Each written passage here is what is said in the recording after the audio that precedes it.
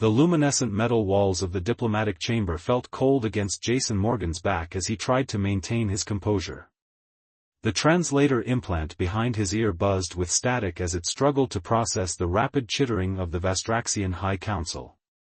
"The human specimen appears to be in good health," said Ambassador Lurick, gesturing toward Jason with one of his 4 upper appendages.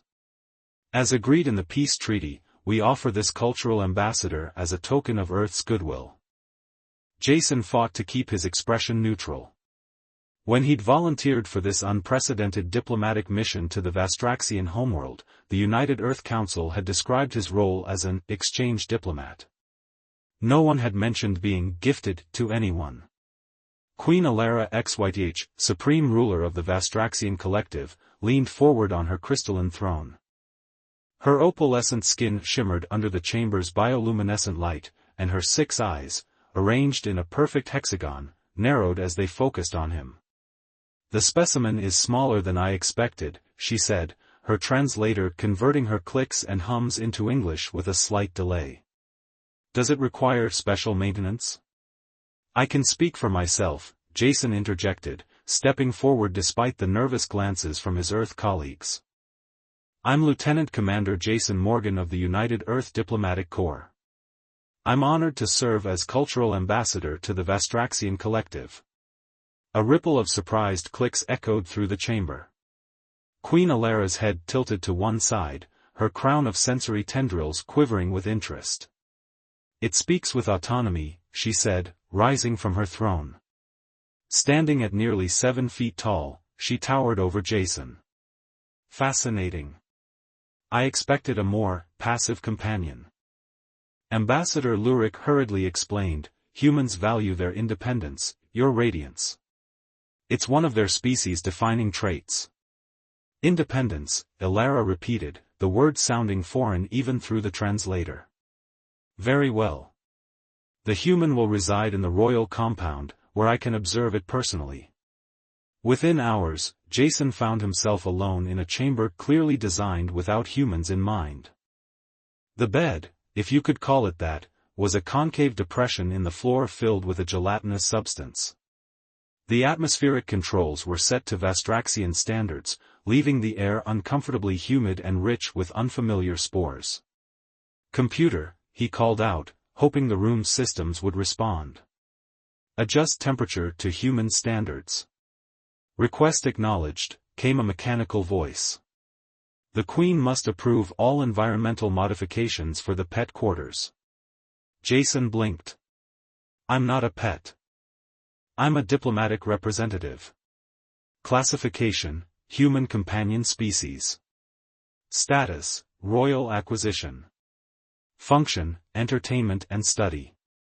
Before Jason could argue further, the chamber door spiraled open. Queen Alara entered, now dressed in less formal attire that reminded Jason of flowing liquid metal. "Is the habitat insufficient?" she asked, noticing his discomfort. "With respect, Your Radiance, there seems to be a misunderstanding about my role here." Alara approached him with graceful, deliberate movements. "No misunderstanding. Your species offered you as a gift to strengthen our alliance. I accepted. On Earth, we don't give sentient beings as gifts," Jason explained carefully. "I volunteered to serve as a cultural ambassador, to help our species understand each other better." The Queen's sensory tendrils extended slightly toward him, a gesture he couldn't interpret. "Interesting. In our history, exchange of companion species has always symbolized the highest form of trust between civilizations." Jason saw his opening. "Then let's start there, with trust. I'm not a pet or a specimen, but I am here to learn about your culture and share mine." For several long moments, Alara studied him, all 6 eyes blinking in an unsynchronized pattern that made Jason dizzy. Finally, she made a sound his translator couldn't process, something between a laugh and a musical note. "Very well, Jason Morgan. Let us begin this cultural exchange. Tomorrow, you will join me in the Science Ministry. I wish to understand how humans perceive the world." As she left, Jason exhaled slowly. This mission was going to be far more complicated than anyone on Earth had anticipated. He was effectively the Queen's property now, at least in her understanding. Somehow, he needed to establish himself as an equal while navigating alien customs he barely understood. Stardust Bonds, Part 2, Breaking Barriers. Jason awoke to the gentle hum of the environmental systems adjusting to his presence. After a week of persistent requests, Queen Alara had finally authorized modifications to his quarters, Earth standard temperature, lower humidity, and a proper bed installed alongside the gelatinous depression that Vastraxians preferred. The Science Ministry turned out to be a vast complex of interconnected biodomes, each dedicated to studying different life forms from across the galaxy. Jason quickly realized he wasn't the first specimen brought to Vastrax, though he appeared to be the first given such direct access to the Queen. "Your vocal apparatus is fascinating," Alara said as she observed Jason speaking with one of her scientists. Her translator was deactivated today, part of her insistence on learning his language directly.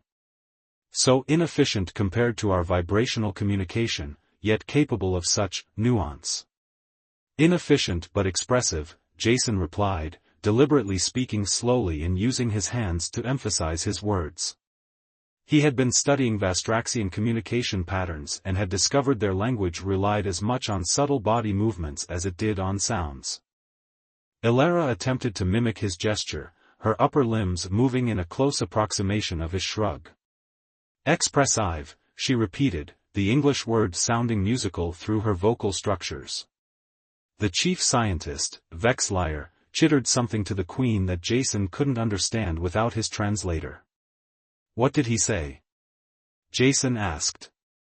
Alara's sensory tendrils rippled, the Vastraxian equivalent of a smile. "He says I should not waste time learning primitive communication methods.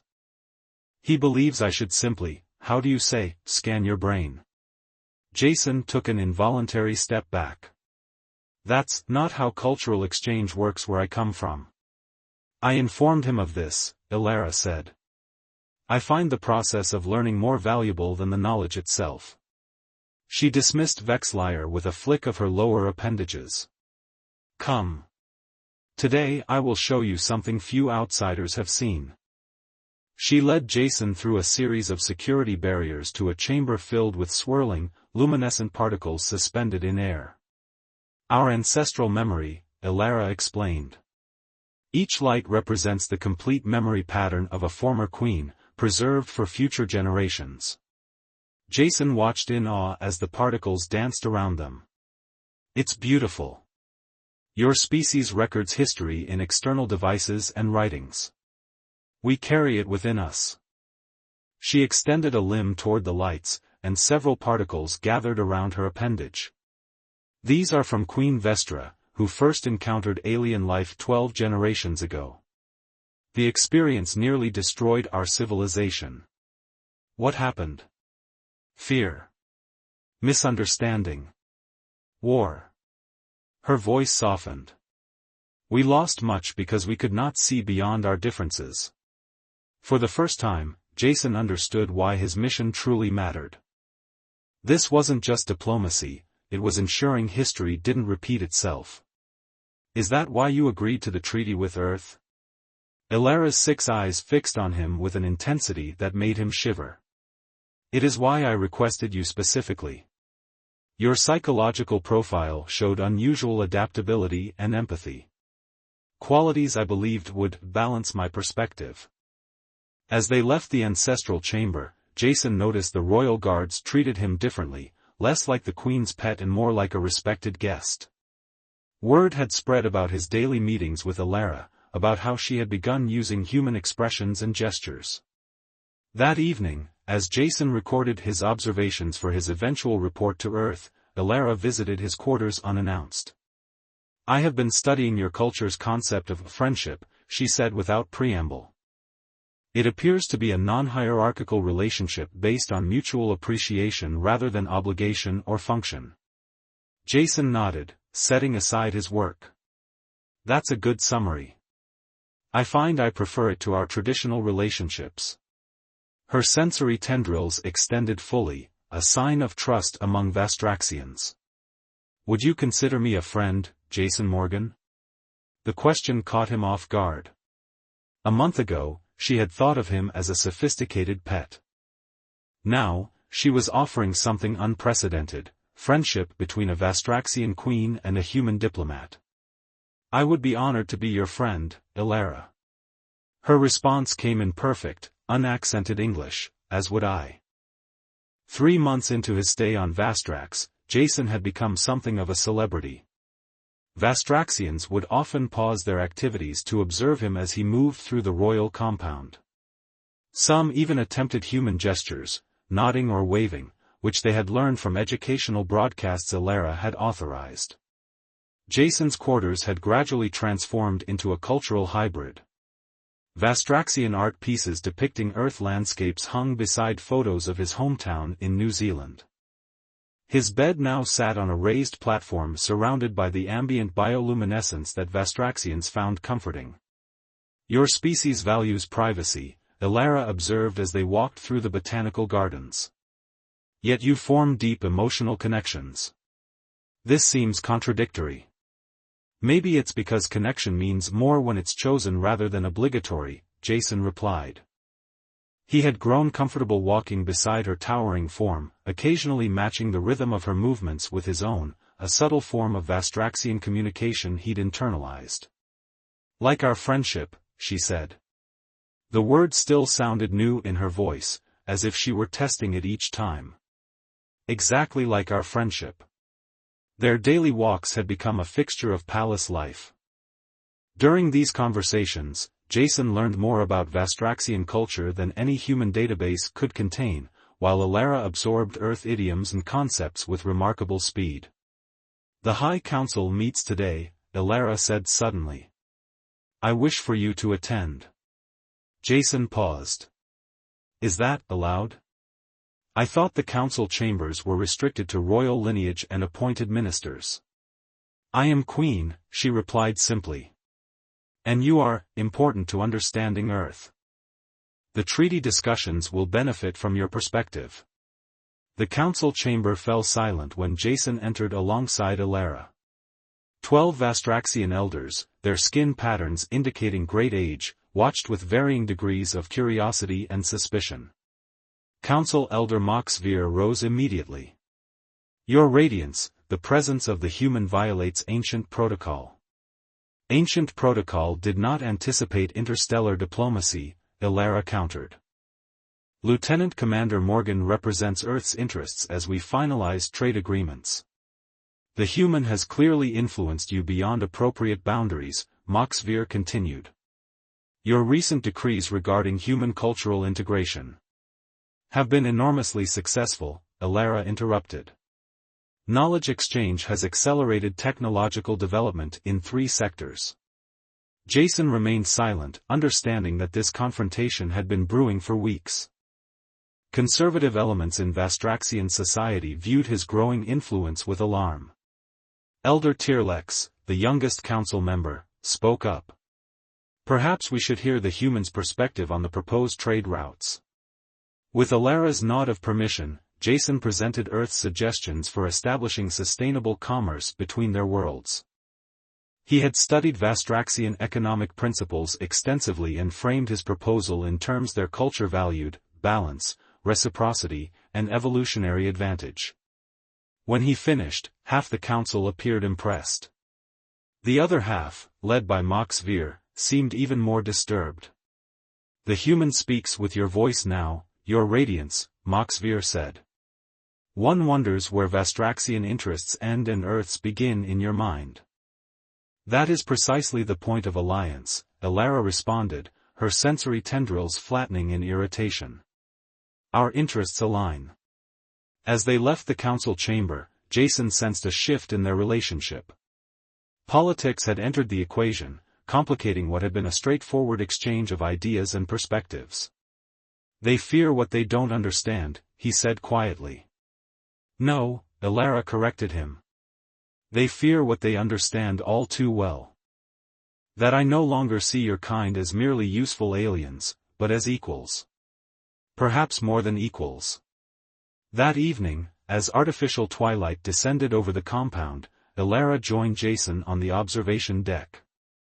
Together they watched the 3 moons of Vastrax rise over the crystalline horizon. "What is the human concept of belonging?" she asked. Jason considered the question.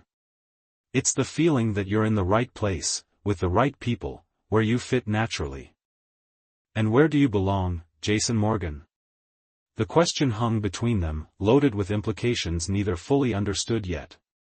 Jason looked at the alien landscape before him, then at the extraordinary being beside him, no longer foreign or intimidating, but familiar and valued.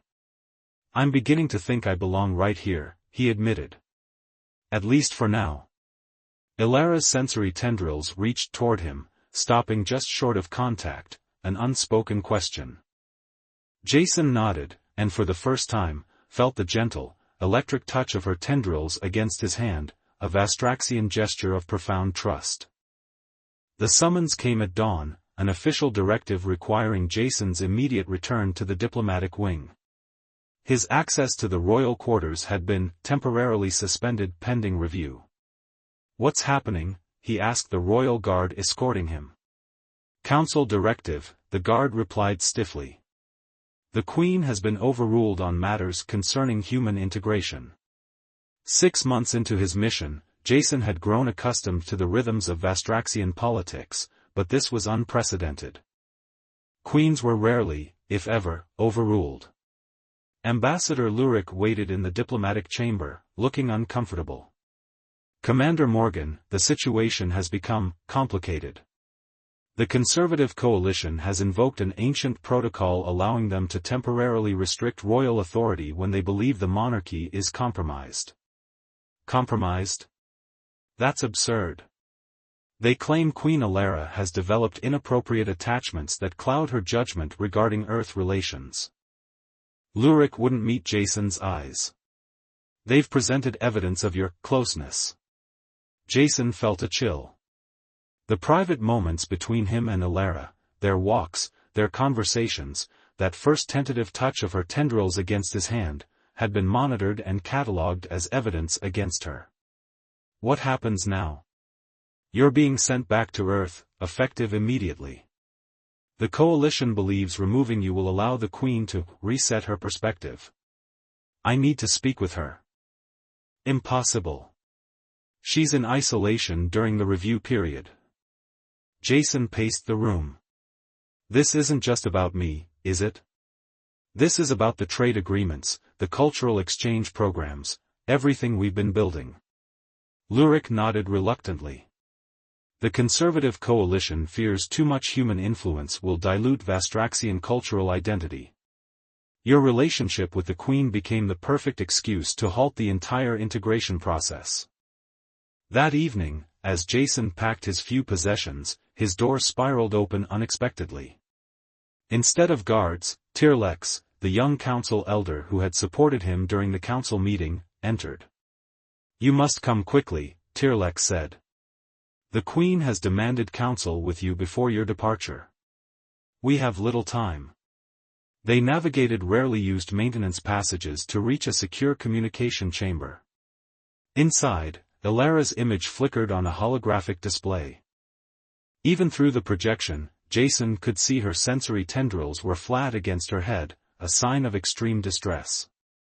"Jason," she said, her voice uncharacteristically strained. "What they're doing violates our treaty with Earth. Are you all right? They said you're in isolation." A politically convenient exaggeration.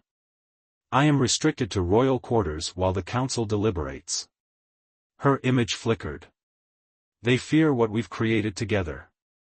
A friendship? A precedent." Her 6 eyes blinked in the pattern he now recognized as determination. "They fear that if the Queen can form a bond with a human, others will follow.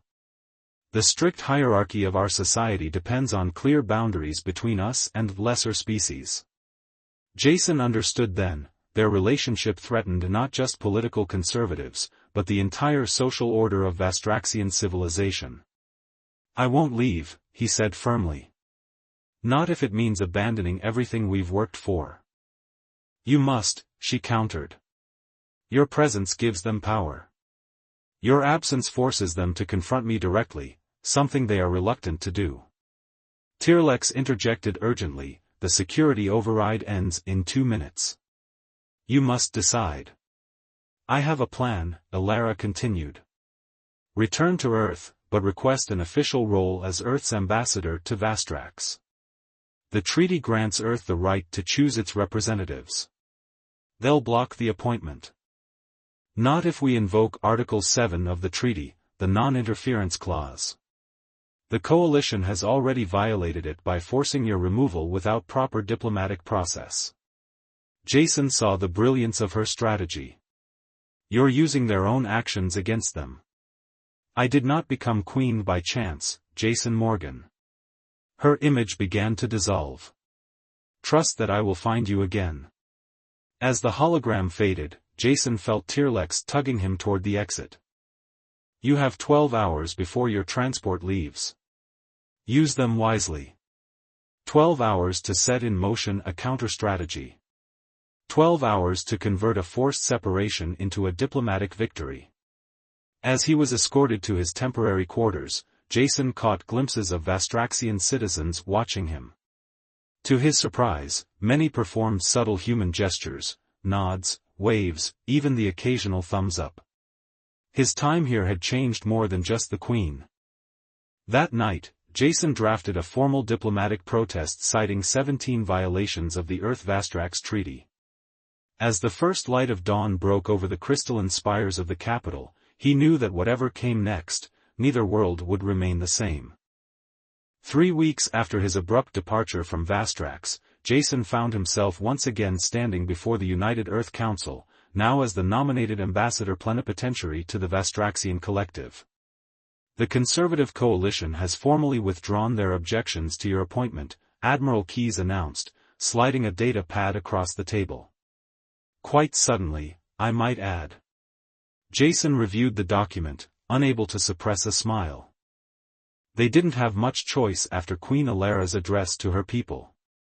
The Admiral nodded. Broadcasting an unfiltered account of your cultural exchange directly to every Vastraxian citizen was unexpected. As was her announcement of the new interspecies cooperation initiative. Elara understands her people, Jason said simply. They fear what they don't know. She made them know us. 2 days later, Jason's diplomatic vessel approached Vastrax once more.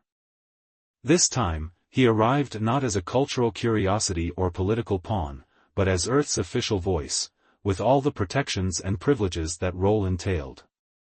The landing platform teemed with Vastraxians displaying a curious mixture of their traditional greeting postures and human waves.